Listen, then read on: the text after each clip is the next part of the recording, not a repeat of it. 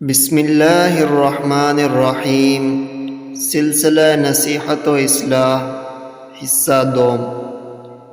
کسی کے عیب کی پردہ پوشی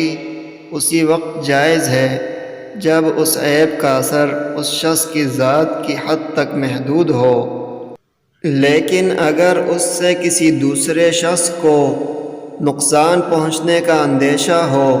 تو متعلقہ شخص کو اس عیب کے بارے میں بتا دینا جائز ہے،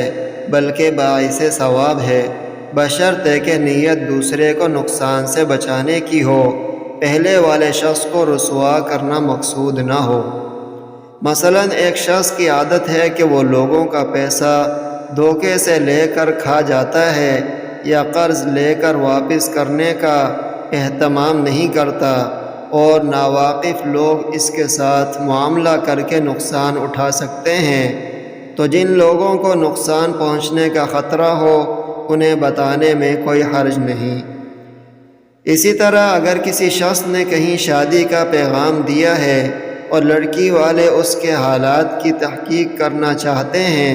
تو انہیں صحیح صورتحال سے باخبر کر دینا درست ہے، لیکن ان تمام صورتوں میں نیت انہیں نقصان سے بچانے کی ہونی چاہیے۔ اسی طرح اگر کسی شخص نے کسی ایسے گناہ کا ارتکاب کیا ہے جس شخص سے معاشرے میں کوئی گمراہی پھیلنے کا اندیشہ ہو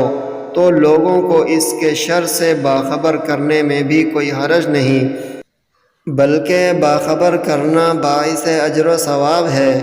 بشرطے کہ نیت اصلاح معاشرہ کی ہو، اس شخص سے ذاتی انتقام لینا مقصود نہ ہو۔ دعاؤں کا محتاج۔